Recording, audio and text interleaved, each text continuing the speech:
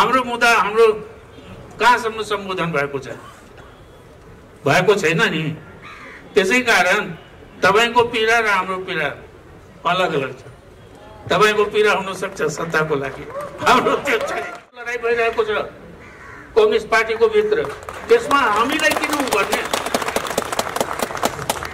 तपाई अविश्वासको प्रस्ताव त्यहाँ भन्नुहुन्छ, आफैमा आफ्नो पार्टीमा अविश्वास ल्याएर त्यसको सोलुसन गर्नुस् न। जेलमा छन्, हाम्रा प्रदेशको मन्त्रीहरूमाथि चाहिँ मुद्दा तारिख खेपिरहेछन्, अरू नौजवानहरू जेलमा छ, मेयरहरूमाथि मुद्दा छ, अनि भनौँ सबै नेताहरूमाथि मुद्दा छ। यदि आन्दोलनले आह्वान गरेको एउटा बम बाच्या छौँ, आह्वान त हामीले नै गरेको हो, हामीमाथि पनि मुद्दा चलाए हुन्छ, तर हामीलाई छोडिदिएको छ, हाम्रा साथीहरूलाई राखिदिएको छ। त हामी त न्यायको खोजीमा छौँ, तपाईँहरूसँग पनि उहाँहरूसँग पनि। के गर्नुहुन्छ?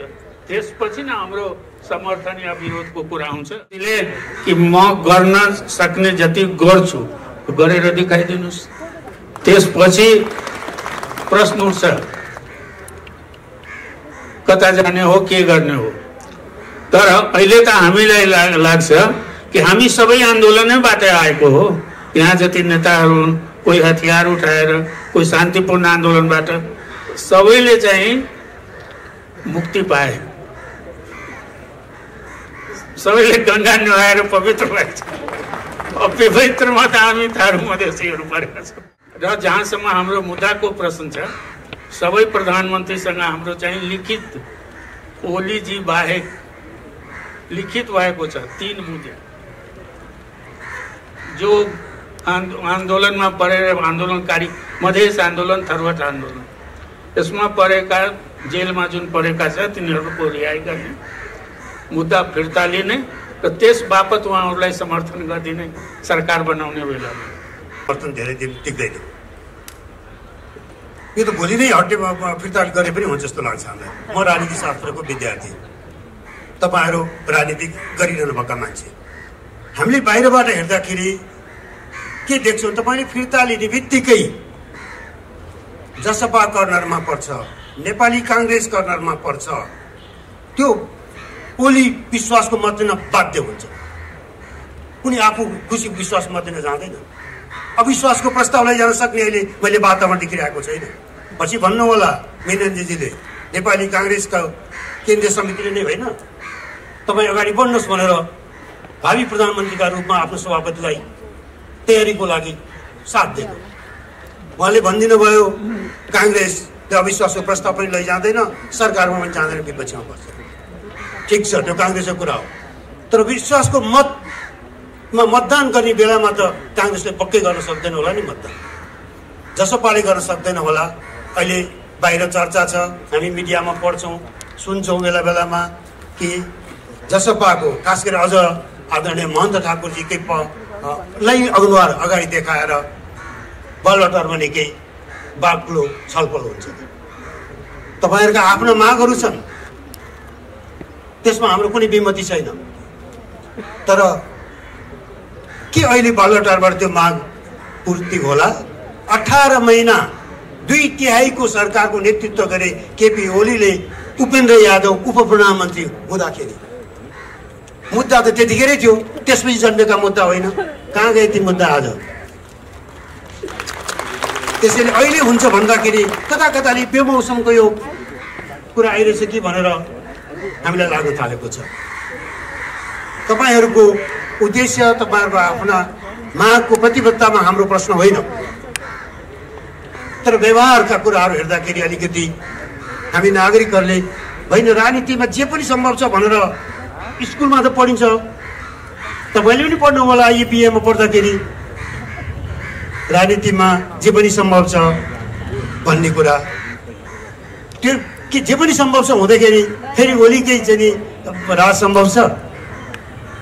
अलिकति हामीलाई प्रश्नाइदिनुहोस्, के गर्छ जसपाले? अब अघि उहाँले भन्नुभयो कि हामी त तयार छौँ, समर्थन अहिल्यै फिर्ता लिन पनि तयार छौँ, तर त्यसपछिको बाटो अलिकति सुनिश्चित भएको देख्न चाहन्छौँ।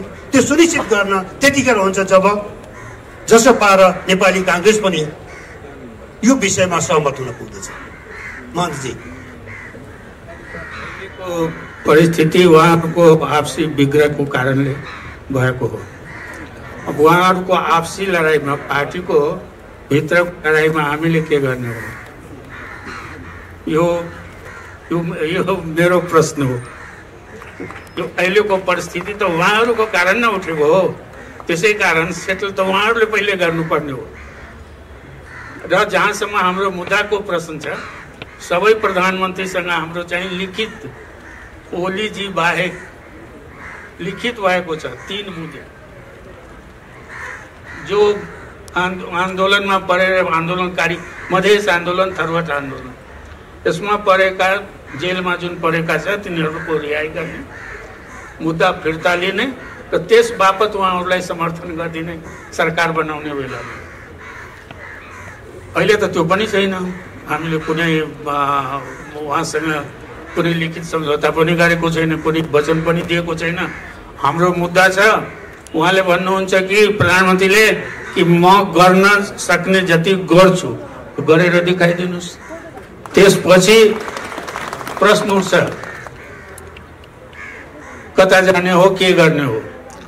तर अहिले त हामीलाई लाग्छ कि हामी सबै आन्दोलनैबाट आएको हो। यहाँ जति नेताहरू हुन्, कोही हतियार उठाएर, कोही शान्तिपूर्ण आन्दोलनबाट, सबैले चाहिँ मुक्ति पाए, सबैले गङ्गा नुहाएर पवित्र भएको छ। अपवित्रमा त हामी थारू मधेसीहरू परेका छौँ, कुनै सुनवाई छैन, के गर्ने हो। परिस्थिति यो छ। अब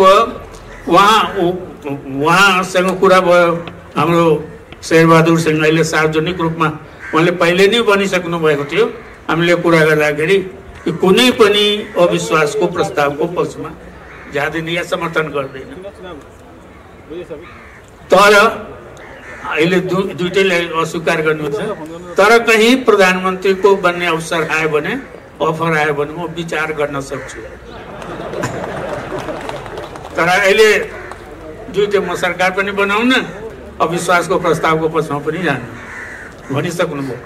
अनि हाम्रो कारणले त कहीँ बनिरहेको छैन, कुनै बिग्रिरहेको पनि छैन। कतै जाँदाखेरि हो डेमोक्रेसीको सङ्घर्षमा हामी साथै एलायन्सको कुरा गर्नुभएको, ओके, डेमोक्रेसीको लागि त छ, तर हाम्रो आफ्नो एजेन्डा पनि छ। त्यसमा तपाईँहरूको के छ, के गर्न सक्नुहुन्छ? त्यो अहिले पनि हाम्रो प्रश्न छ। त्यो जबसम्म सम्बोधन हुँदैन, हाम्रा सांसदहरू जेलमा छन्, हाम्रा प्रदेशको मन्त्रीहरूमाथि चाहिँ मुद्दा तारिक खेपिरहेछन्, अरू नौजवानहरू जेलमा छ, मेयरहरूमाथि मुद्दा छ, अनि भनौँ सबै नेताहरूमाथि मुद्दा छ। यदि आन्दोलनले आह्वान गरेको एउटा बम बाच्याछौँ, आह्वान त हामीले नै गरेको हो, हामी माथि पनि मुद्दा चलाए हुन्छ। तर हामीलाई छोडिदिएको छ, हाम्रा साथीहरूलाई राखिदिएको छ। त हामी त न्यायको खोजीमा छौँ, तपाईँहरूसँग पनि उहाँहरूसँग पनि। के गर्नुहुन्छ? त्यसपछि न हाम्रो समर्थन या विरोधको कुरा आउँछ। अहिले त्यो हाम्रो अगाडि त्यो प्रश्नै छैन। तपाईँको यो मागसँग, तपाईँको मुद्दासँग हाम्रो विमति होइन। मलाई लाग्दछ नागरिक आन्दोलनले धेरै किसिमबाट तपाईँहरूको आन्दोलनसँग नागरिक आन्दोलन पनि मिसिएको छ। चाहे यो मधेस आन्दोलनको बेला होस् या पछिल्लो संविधान निर्माणकै बेलामा भएका कमी कमजोरी, त्यसलाई एउटा तहमा टुङ्ग्याउँ भन्ने कुरामा मलाई चाहिँ नागरिकको आवाज कमजोर थिएन। त्यो एउटा पक्षमा गइसक्यो। त यतिखेर एउटा कुरा प्रश्न भनिदिनुहोस् महन्तजी, विश्वासको मत लिन पर्ने अवस्थामा प्रधानमन्त्रीलाई धकेलेपछि त्यो विश्वासको मत त तपाईँहरूले दिन सक्नुहुन्न नि। त्यो आउँदैन त्यसपछि तपाईँहरूले देखिहाल्नुहुन्छ नि, हामी आफ्नो मुद्दामा अडिग छौँ। त्यसपछि अरू चिज पछि हामी विचार गर्छौँ। हाम्रो मुद्दाको सोल्युसन अहिले त हामीलाई महसुस त्यही भइरहेको छ कि हामी थारू भएको हुनाले, हामी मधेसी भएको हुनाले त्यो पीडा भोग्नु परिरहेको छ। नागरिक समाजलाई धेरै धेरै धन्यवाद छ। उहाँ कुनै सत्ताको लागि लडाइँ लड्नु भएको छैन, अधिकारको लागि, जनताको अधिकारको लागि, नागरिक अधिकारको लागि, एक्सप्रेसनको लागि जो वहाँ आइरहेको छ। तर हामी राजनीतिक दलमा स्वार्थको लागि हुन्छ। अहिले स्वार्थको लडाइँ भइरहेको छ कम्युनिस्ट पार्टीको भित्र, त्यसमा हामीलाई किन गर्ने? तपाईँ अविश्वासको प्रस्ताव त्यहाँ भन्नुहुन्छ, आफैमा आफ्नो पार्टीमा अविश्वास ल्याएर त्यसको सोलुसन गर्नुहोस् न। त्यो भइरहेको छैन। ठिकै भन्नुभयो। यो कुरा हिजो नेकपा विभाजित नहुँदाखेरि, यो अदालतको फैसला नहुँदा, विघटन नहुँदाखेरि हामीले धेरै पटक भन्यौँ तपाईँहरू यो विषय किन निर्णायक रूपमा नेकपाको संसदीय दलमा लगेर चुनौती दिन सक्नुभएको छ नि केपी ओलीलाई भनेर सोध्थ्यौँ। तर यो अलिकति पुरानो भइसक्यो। अब खालि अहिले दुईवटा, अब भनौँ तीनवटा पार्टी तपाईँहरू नमिलिकन बहुमत पुग्दैन।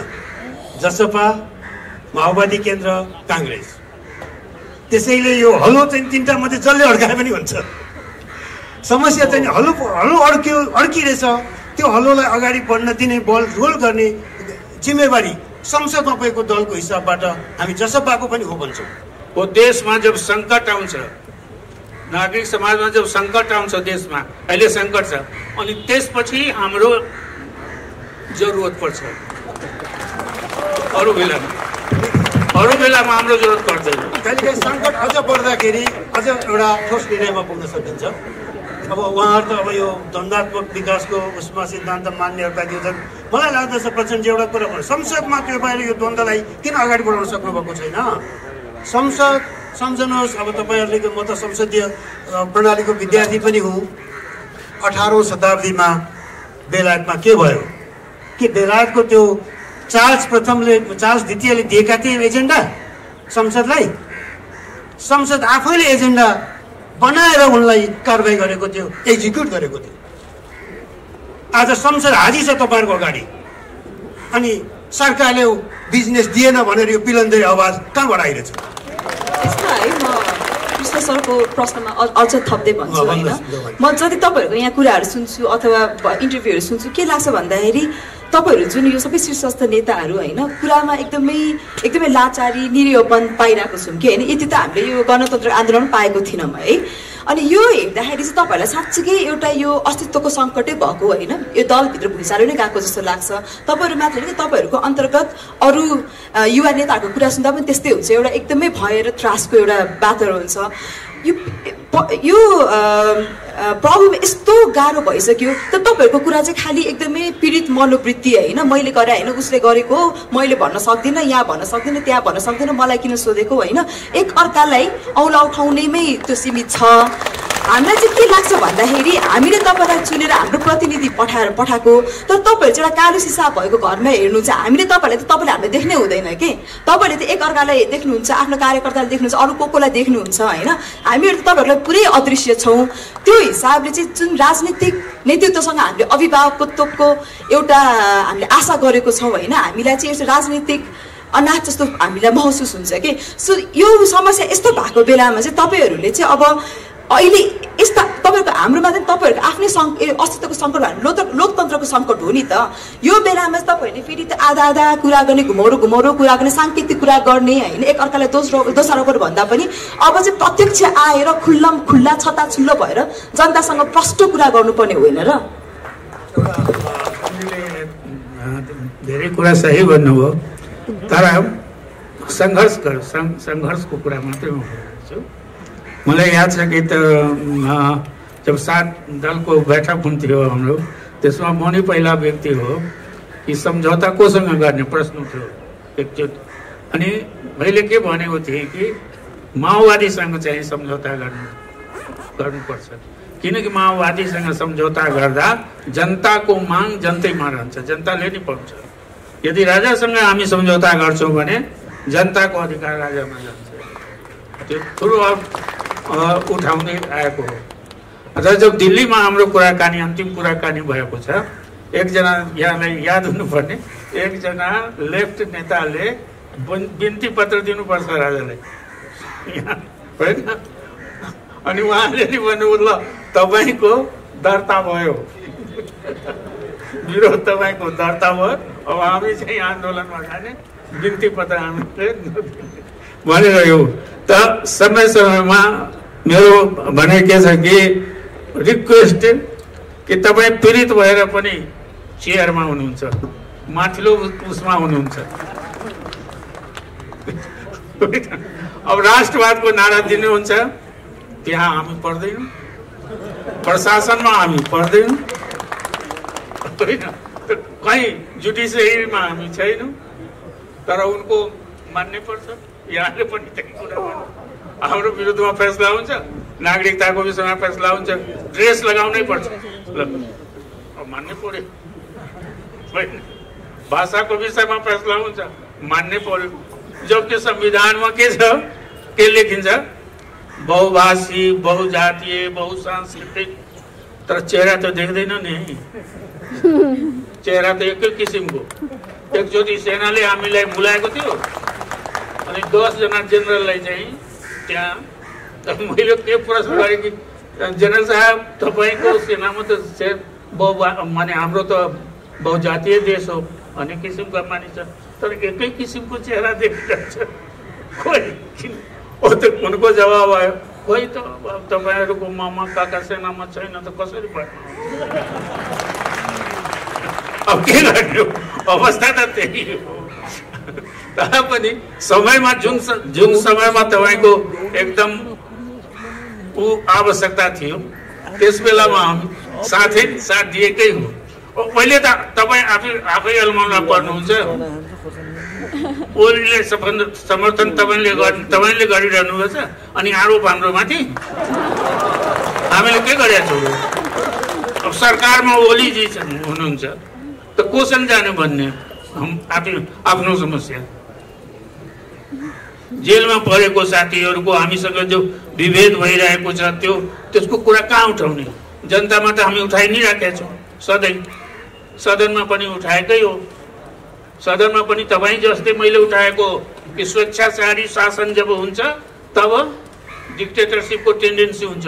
हुनसक्छ अहिले हाम्रो शासकहरू डिक्टेटर छैन, तर टेन्डेन्सी त्यस्तै स्वेच्छाचारी शासन जब हुन्छ करप्सनको टेन्डेन्सी हुन्छ। हाम्रो सबै इमान्दारै होला अहिले, तर टेन्डेन्सी त त्यतातिर हुन्छ नि, जान्छ नि। त्यो त कुन बेलामा तपाईँहरूको मैले साथ विरोधमा गएको, तर आफै उ गर्नुहोस् न, हाम्रो मुद्दा हाम्रो कहाँसम्म सम्बोधन भएको छैन नि। त्यसै कारण तपाईँको पीडा र हाम्रो पीडा अलग अलग छ। तपाईँको पीडा हुनसक्छ सत्ताको लागि, हाम्रो त्यो छैन। पीडा त छ, तर पीडा अलिकति फरक भयो।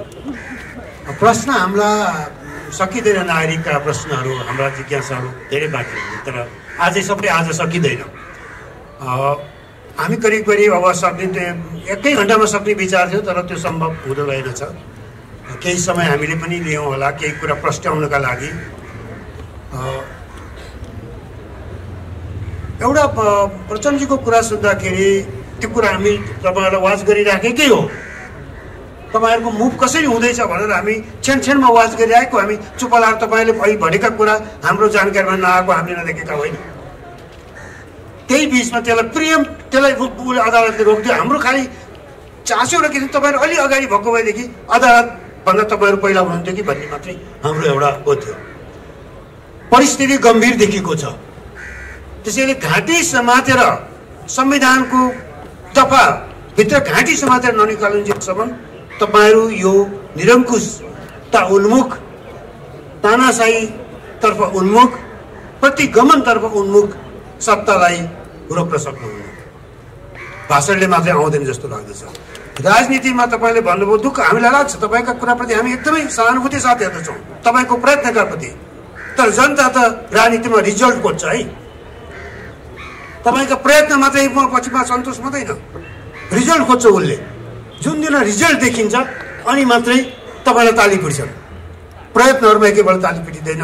हाम्रो बाध्यता, हामी नागरिकको बाध्यता त्यो पनि हो। मैले बुझ्दछु, तर सबै नागरिक त्यो नबुझ्न सक्दछन्।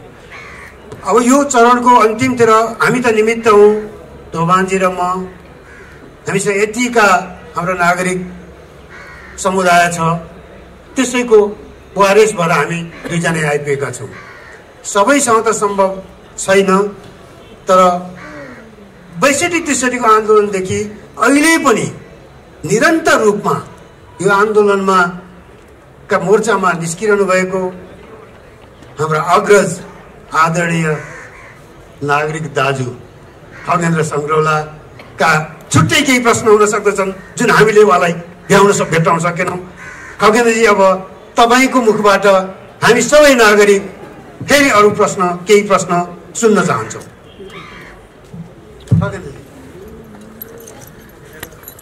वास्तवमा प्रश्न सिद्धियो जस्तो लाग्छ मलाई। अब मैले प्रश्नै सोध्नुपर्ने भएर समय पनि भएदेखि म पुष्पकमल दाहाल प्रचण्डलाई के सोध्थेँ भने ओली प्रवृत्ति निर्माण गर्नमा जगदेखि टुप्पीसम्म तपाईँको सर्वाधिक ठुलो भूमिका तपाईँकै छ। तपाईँले आफ्नो पार्टीको सिद्धान्त, पार्टीको एजेन्डा, पार्टीको प्रतिष्ठा, पार्टीले आम मान्छेको बिचमा उठाएका आकाङ्क्षालाई ओलीको चरणमा लगेर बुझाइदिनु हो। आज हामी जुन परिस्थिति भोगिरहेका छौँ त्यसैको उत्कर्ष अथवा परिणति हो भन्ने मलाई लाग्छ। तर उहाँले धेरै दुःख व्यक्त गरिसक्नु भएकोले म उहाँलाई प्रश्न सोध्दिनँ।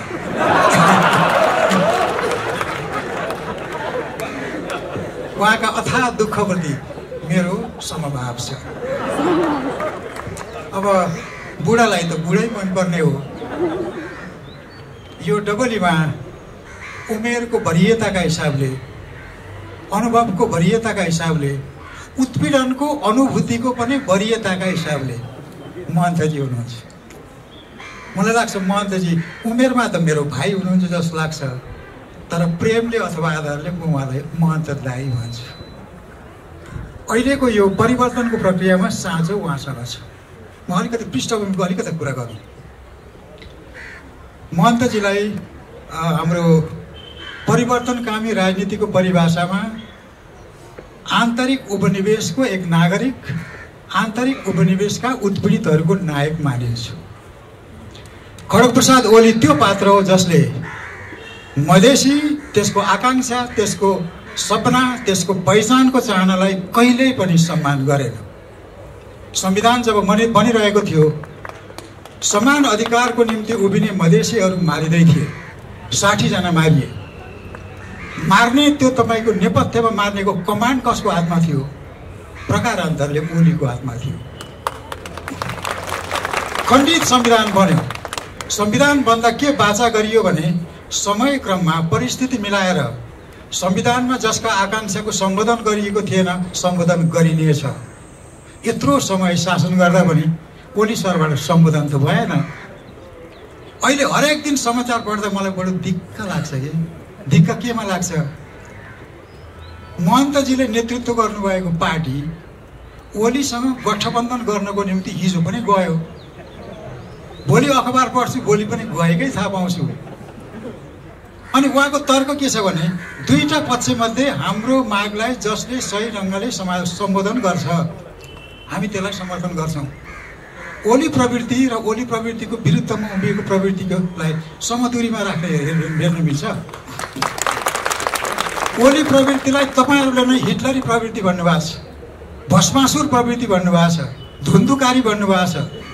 संविधान यावत कुरालाई नष्ट गर्ने तपाईँले भनिरहनु भएको छ। त्यसले मेरो प्रश्न के भने अहिलेको यो गठबन्धनमा ओली प्रवृत्तिको विरुद्धमा अर्को पक्षलाई समर्थन गर्नुको सट्टा महन्तजीको पक्ष अथवा सम्प्रदायले ओलीलाई नै समर्थन गर्नुपर्ने बाध्यता के छ? यदि त्यो हामी नागरिकहरूलाई भन्न मिल्ने केही कुरा नेपथ्यमा छ भने, रहस्यमा छ भने जान्न पाए हुन्थ्यो।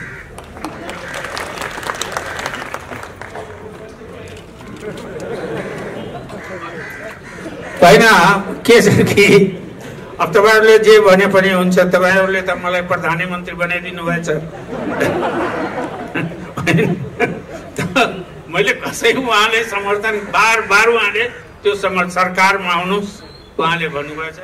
होइन हाम्रो जबसम्म यो हुँदैन त्यस सरकारमा हाम्रो निर्णय भएको छैन। सरकारमा अस्ति जाने बेला अन्तिम समयमा जब आफ्नो जिल्लामा गइरहेको थिएँ उहाँले भन्नु ल समर्थनको कुरा आयो। होइन म तपाईँको विरोधमा छैन त्यति हो। त म विरोधमा त उहाँहरूको पनि छैन। तर काम उहाँको हातमा। हामीहरू यहाँ जति उपस्थित छौँ निर्णय गर्ने अवस्थामा छैनौँ। विचार खालि भोटको दिनमा निर्णय हुन्छ। जनताले तपाईँहरूले पनि निर्णय गर्नुहुन्छ त्यसै दिनमा। अरू दिनमा तपाईँहरूको राम्रो विचार छ त्यो हामी मनन गर्छौँ।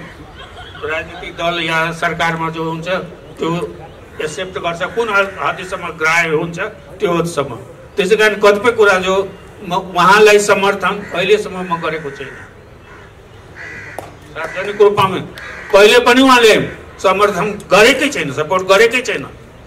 तर एउटा कुरा कि तपाईँ यो राख्नुहोस्, म तपाईँको विरोधमा छैन, त्यति भनेको हो। त्योभन्दा कुनै गठबन्धन भएको छैन। मैले त लिखित त्यही दिनु भन्दैन कि लिखितमा गर्दैन। धेरै लिखित गरिसके सबैसँग गरिसके। उहाँलाई प्रचण्डजीलाई नै मैले भनेको थिएँ कि मलाई चाहिँ अब चेक होइन क्यास चाहियो। उहाँले मतलब अब तपाईँहरू बदलिरहनुहुन्छ, काम हुँदैन, त्यो चेकको कुनै काम हुँदैन, त्यो लिखतको कुनै काम हुँदैन। चेक भनेको त बजाउनु पर्दैन तुरन्त, त त्यो हुँदैन। त्यस कारण त्यही कुरा मैले उहाँलाई ओलीजीलाई पनि भने यहाँ कुनै लिखित गर्न अवस्थामा छैन। तपाईँ भन्नुहुन्छ कि गर्न सक्छु त गरेर देखाइदिनुहोस्, त्यति अहिलेसम्म हो। अब जहाँसम्म यहाँ ऊ छ डिक्टेटरसिपको विरुद्धमा त हमेसा आखिर आवाज मैले संसदमा पनि उठाएको नि, साथीहरूलाई थाहै छ कि स्वेच्छाचारी शासक जब स्वेच्छाचारी हुन्छ त उसको टेन्डेन्सी। अब तपाईँहरूले डिक्टेटरसिप भन्नुहुन्छ ओलीजी त ठिक छ, स्वेच्छाचारी शासकको त्यो टेन्डेन्सी हुन्छ, उहाँले स्वेच्छाचारी भन्नुभएछ। करप्सन, तर ओलीजी आफै भन्नुहुन्छ नो करप्सन, त्यो पनि सुन्नुभयो होला होइन? उहाँले आफ्नो मन्त्रीजीहरूको त मैले के भने कि टेन्डेन्सी हुन्छ, उतातिर जान सक्छ। हुन्छ अहिले गएको छैन होला, किन सही कुरा त उनकै हातमा सारा चिज छ। सही कुरा त उहाँले भन्यो। हामीले भनेको कुरा हामी झुठो कुरा भन्छौँ यसको लागि कि उहाँबाट साँचो कुरा आओस् न। सत्य कुरा त उहाँ शासन प्रशासन उनको हातमा हो, त हामी कहाँबाट? तपाईँको सद्भाव छ, तपाईँ सबैको सद्भाव छ मेरो प्रति, मलाई थाहा छ। अब मोलीजीको मन्त्रीहरू पनि गएछन्, त्यो पनि एउटा सद्भाव हो। तर हाम्रो जेलमा परेको साथीले राहतको रूपमा के पायो त? त्यही बोली बाहेक अरू त केही छैन। त्यसै कारण हामी त वास्तविकता रियलिटीमा वास्तविक कुरा चाहन्छु कि सबै आन्दोलन गरेर नै आए। ओलीजी घन्टो भाषण गर्नुहुन्छ मसँग, 14 वर्षको कथा मलाई सुनाउनुहुन्छ कसरी उहाँ 14 वर्ष। त म त्यही भन्छु कि त्यही तपाईँ पनि जेलैमा बसेर यहाँ पुग्नु भएको छ। अब हाम्रै साथीहरू किन डेमोक्रेसी त को सङ्घर्ष गरे बेटर लाइफको लागि, त जेल के बेटर लाइफ हो? जेलमा बस्नु अगर बेटर लाइफ हो त जाउँ हामी सबै, तब त हामी सबै जेलमै जानु पर्यो। त्यति हो। त्यस कारण यस मामलामा चाहिँ केही कुनै डिक्टेटरको आखिर त्यो राजाको विरोधमा त खुलेआम आवाज लगाएकै हो नि, स्टेजैबाट बोलेको।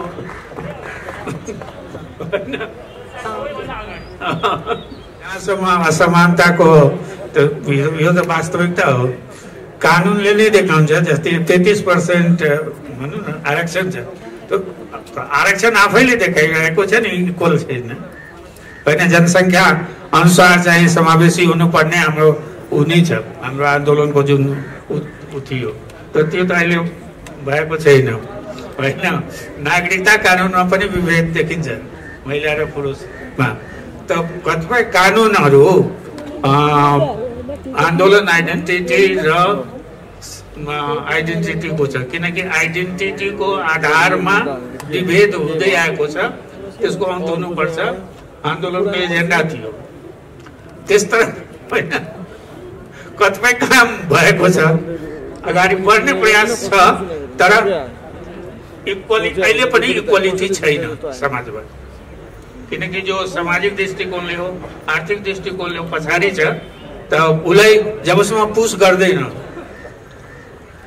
ठाउँमा पुर्याउँदैन, आफ्नै बलमा पुग्ने त्यहाँ अवस्था। कानुनले केही अवरोध छ, कहीँ कानुनले नै अवरोध गरेको छ। अरू ठाउँमा चाहिँ समाजको जो ट्रेडिसनल भ्यालु छ त्यो त्यस भ्यालुजबाट पनि समाज बाँधिएको छ, त्यसलाई पनि तोड्नुपर्छ। त त्यो स्थिति छ। त्यसै कारण उहाँको भनाइ सही नै हो। के मैना सुरेजीको भनाइ सही नै हो।